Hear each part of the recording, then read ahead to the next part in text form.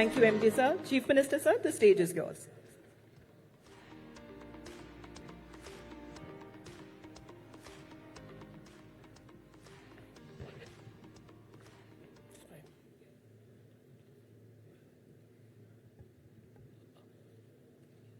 A very good evening to all of you, distinguished leaders, policymakers, industry captains, and friends. History does not send calendar invites before it changes direction. And we are living through such movement, the 20th century defined by industrial scale factories, physical capital, and manufacturing power. The 21st century, in this 21st century, the question is no longer whether the disruption will happen. The question is who will lead it. Under the decisive leadership of Honorable Prime Minister Shri Narendra Modi ji, India has moved from incremental reforms to structural transformation. We have built digital public infrastructure at population scale. We have expanded highways, ports, airports, and logistic corridors. We have strengthened India's global economic positioning. India today is shaping a change. But in this century of change, nations compete and states execute. Global capital is no longer evaluating countries alone. It is evaluating ecosystems. How predictive is governance? How fast is execution? How strong is infrastructure? How deep is the talent pool? In this emerging global order, subnational economies will determine the competitiveness. Maharashtra enters this decade from a position of strength, a USD 578 billion economy, India's largest, nearly 14% of India's GDP, the highest share of FDI inflows in the country, USD 67 billion in exports, 9 million MSMEs driving employment and entrepreneurship. At the recent World Economic Forum at Davos, one message was unmistakably taken: capital is cautious, but it moves decisively towards clarity, scale, and execution. Maharashtra signed MOUs worth 30 lakh crores and another 10 lakh crore is under advanced discussion. But let me say this very clearly, we are not in the business of announcements. We are in the business of implementation. That is the difference between ambition and leadership. Our roadmap is very clear.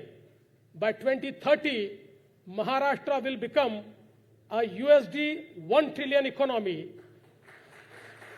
By 2047, we aim to scale to USD 5 trillion. This will be driven by USD 500 billion in manufacturing investments, USD 350 billion in services-led growth, a new industry, investment and services policy placing services at the center of economic expansion. We are not choosing between manufacturing and services. We are integrating them. Artificial intelligence will define this decade. Some see disruption, we see productivity. Maharashtra already accounts for nearly 2/3 of India's data center capacity. We host over 24% of India's global capability centers employing more than 1 million professionals. We aim to add 400 more GCCs by 2030. Our strategy is very simple. AI will not replace but amplify human capability.